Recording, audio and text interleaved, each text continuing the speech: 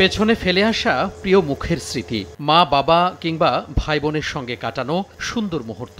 ঈদ উদযাপন শেষে সুখস্মৃতি নিয়েই আবারও কর্মব্যস্ত নগরীতে পা রাখা।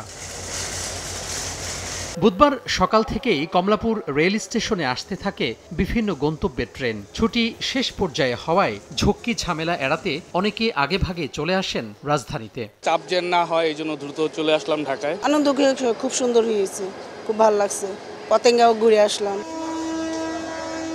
এছাড়া যারা ঈদের আগে টিকিট পাননি কিংবা নানা ব্যস্ততায় বাড়ি যেতে পারেননি তারাও ভিড় করেন স্টেশনে। ঈদের আগে ট্রেনের টিকিট পাইনি তো তাই যেতে পারিনি, এখন পেয়েছি তাই যাচ্ছি। খারাপ মনের বাসায় যাচ্ছি। ঈদের সময়টা প্রচুর ভিড় হয়, তখন টিকিট পাওয়া অনেক কঠিন, সে কারণে পরে যাওয়ার সিদ্ধান্ত নিচ্ছি। ঈদ যাত্রায় দেখেছিলাম সেই তুলনায় ফেরত যাত্রায় যাত্রীর চাপ কিছুটা কম, কারণ ঈদ পরবর্তী সময়ে একটা লম্বা ছুটি ছিল।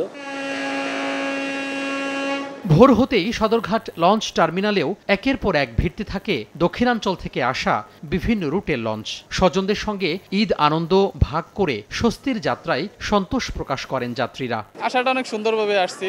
যাত্রী কিছুটা কম ছিল, কারণ একদম অফিস খোলার ডেটটা এখনো হয়নি। ছুটি তো অনেকে 10 দিন 8 দিন, এই জন্য এখন বর্তমানে চাপটা কম আছে। ভাড়া যেটা নরমালি থাকে ওইটাই ছিল। এছাড়া সড়ক পথেও যানজট না থাকায় ঝামেলাহীনভাবেই রাজধানীতে ফিরেছেন মানুষ। তোহা খান তামিম, সময় সংবাদ, ঢাকা।